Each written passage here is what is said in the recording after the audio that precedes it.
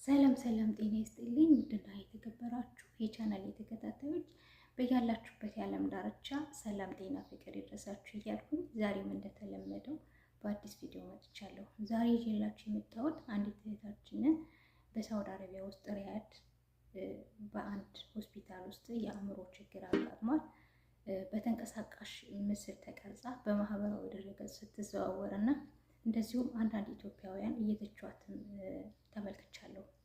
ነገር ግን እኛ ኢትዮጵያውያን አሁን ያለንበት ሁኔታ ግማሹ ኑሬን አሻሽላለሁ፣ ቤተሰቦችን እረዳለሁ በማለት ወደ ሳውዲ አረቢያ በመጓዝ ላይ ግማሾቹ የአሳ እራት እየሆኑ እየቀሩ እንደሆነም የቅርብ ጊዜ ትዝታ ነው። በአሁኑ ባለፈው ሳምንት እንኳ 181 ኢትዮጵያውያን ባህር ላይ የአሳ እራት ሆነው ቀርተዋል። ከዛም አልፎ የጥይት ራት የሚሆኑት የትየለሌ ናቸው።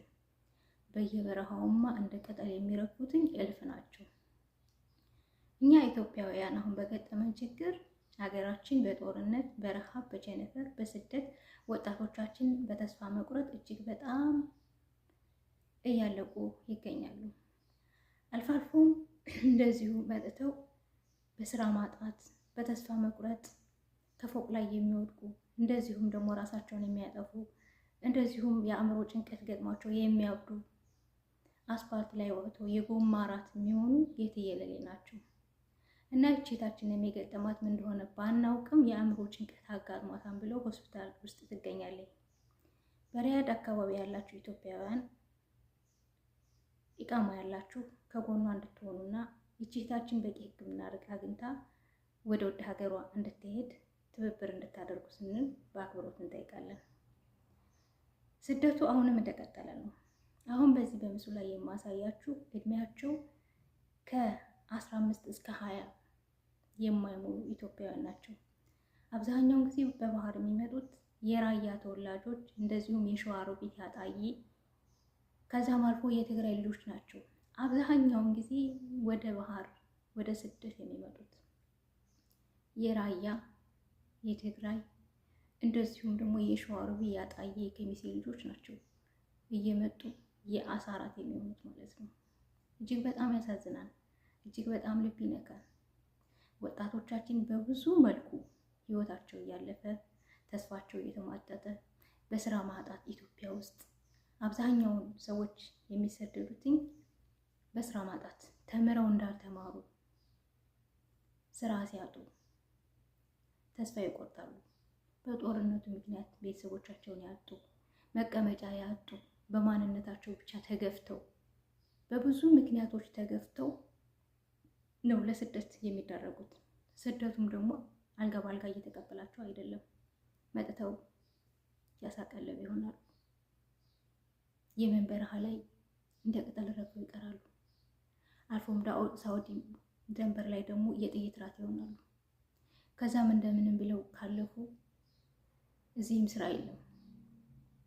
በብዙ ምክንያት ተስፋ ይቆርጣሉ። የአእምሮ ጭንቀት ምክንያቱም ከኢትዮጵያ ጀምረው ለሳኡዲ ከየትም ተበድረው ቢያንስ እስከ 500 ሺህ ብር ጨርሰው ነው የሚመጡት። ተበድረው ያ ዕዳ ሲያስቡት መጥተው ምን አይነት ስራ እንደሚሰሩ አያውቁም ነበር። ሳኡዲ ተመጥቶ ከዛፍ ስር ላይ ቁጭ ተብሎ እንደ ቅጠሉን እንደ መሸምጠጥ ያክል ነበር የሚቆጥሩት በተሽከርካሪ ወንበር ላይ ተቀምጦ። ግን አይደለም፣ መጥተው ፍየል መጠበቅ ነው። ለዛውም እድል ካላቸው የፍየል ጥበቃ ስቃይ ነው። እግዚአብሔር አምላክ ሀገራችንን ከዚህ ስቃይ ያውጣልን። ስደት በቃችሁ ብሎ ሀገራችን ሰርተን የምንለወጥበት ጊዜ ያምጣልን። ባለፈው በሞቱት እጅግ በጣም አዝኛለሁ። እናት ወልዳ እንዳልወለደች የወላድ መሀን የሆነችበት ጊዜ የሚገጠመን ነው። እኛ የገጠመን ችግር ከአቅም በላይ ነው። ይህንን በጸሎት ካልሆነ ወደ ጌታ በመማፀን ካልሆነ የሚመለስ ነገር አይደለም። እኛ ኢትዮጵያውያን የገጠመን በስደቱ፣ በጦርነቱ፣ በረሃቡ፣ በተለያየ ምክንያት በቃ ተስፋ በመቁረጥ ትውልዱ እየመከነ ይገኛል። እናት ወልዳ እንዳልወለደች ትገኛለች። ስለዚህ ውድ ሀገሬ ልጆች አሁንም በስደት ያላችሁ ስራ አጣን ብላችሁ የተፈጠረ ነገር በህይወታችሁ ቢከናወንባችሁ ይህም ያልፋል። ብዙ እህቶቻችንን ስራ በማጣት የሚበሉት አጥተው ቢያንስ የቤት ኪራይ ያለባቸው በስደት የሚከፍሉት አጥተው በዛ ምክንያት የሚጨናነቁ የሚያውቁት እየሌለ ናቸው። ምን ልከፍል ነው ብለው ቁጭ ብለው ኢጃዛ ቤት ግን ችግራቸውን የሚረዳላቸው የለም።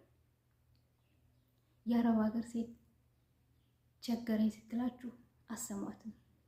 ወጥታ ብሶታን ስነግራችሁ አትረዷትም። እሷ ግን ለወገን ደራሽ ነበረች። እሷ ግን ለታመመ ደራሽ ነበረች። እሷ ግን ለቤተ ክርስቲያን ለመስጊድ ደራሽ ነበረች። እሷ ግን ለወገኗ ድምጽ ነበረች። እሷ ግን ችግሯን ስነግራችሁ አትረዷትም። ኢቭን ስራ እንኳን ጀምራ አበረታቱን ስትላችሁ አታበረታቷትም። ኢቭን ፎሎ እንኳን አድርጉ ብላችሁ ፎሎ አታደርጓትም። ኢቭን ሰብስክራይብ እንኳን አድርጉ ብላችሁ አታደርጓትም። እናንተ የምትወዱት ሙልጭ አርጎ የሚሰድባችሁ ነው። ሀታ የአረብ ሀገር ሴቶችን ብትሆኑ ማለት ነው። እናንተ የምትከተሉት እናንተ ሰብስክራይብ የምታደርጉት እናንተን ሙልጭ አርጎ የሚሰድባችሁ ነው። አንዳንዶቹ ሳትወዱ በግዳችሁ እያያችሁ ሰብስክራይብ ታደርጓታላችሁ ስትሰደው። የአረብ ሀገር ሴት እህታችሁ ናት፣ ጓደኛችሁ ናት፣ እንደናንተ ስደተኛ ናት። ኢቭን ሰብስክራይብ አድርጉ እንኳን ስትላችሁ አታደርጉም። ቢያንስ ለእናንተ ድምፅ ትሆናችኋለች። ለእናንተ አላማ ሊኖራት ይችላል ቻናል የከፈተችበት። ግን እናንተ ስድብ ነው የምትወዱት። ነገር ግን አይዟችሁ፣ አሁንም ቢሆን በችግር ውስጥ ያላችሁ ስራ አጥታችሁ ተከድታችሁ ተገፍታችሁ ከሆነ ይህም ያልፋል። የማያልፍ የለም። ትላንትና ዛሬን ያሰቡ እልፍ ነበሩ፣ ነገር ግን ዛሬ የሉም። ዛሬ ነገን የሚናፍቁ ብዙ ሰዎች አሉ። ምናልባት ነገ ላይኖሩ ይችላሉ። ስለዚህ ያለነው ዛሬ እስከሆነ ድረስ እችን ቀን እያመሰገንን እግዚአብሔርን እየተማጸንን ይሄን ቀን እናልፈዋለን። እግዚአብሔርን ብቻ ተደገፉ። እግዚአብሔር አይጥልም። አሁንም በስደት ዓለም ያላችሁ ውድ የሀገሬ ልጆች ኢትዮጵያውያን አይዟችሁ፣ ይህም ያልፋል። ጦርነቱም ያልፋል፣ ረሃቡም ያልፋል። የማያልፍ የለም። በእኛ ላይ ያልተፈራረቀብን የለም። በህይወታችን እኛ ያላሳለፍነው ነገር የለም። ነገር ግን ልንጠነክር ይገባናል፣ ልንተባበር ይገባናል፣ አንድ ልንሆን ይገባናል። ስለዚህ አሁን በምስሉ ላይ ያያሳየኋችሁ እነዚህ ሁሉ ተሰልፈው የሚሰደዱት ኢትዮጵያውያን ናቸው። ገና 20 ዓመት ያልሞላቸው መድረሻቸውን የማያውቁ ምንም እንደሚገጥማቸው መድረሻቸውን የማያውቁ እና አሁንም በስደት ያላችሁ አትጨናነቁ። አብሬያችሁ የነበርኩት ዘብና ነኝ። ይህን ቻናል ግን ሰብስክራይብ እያደረጋችሁ የቻናሉ ቤተሰብ ሁኑ። አመሰግናለሁ። በያላችሁበት ፈጣሪ ይጠብቃችሁ።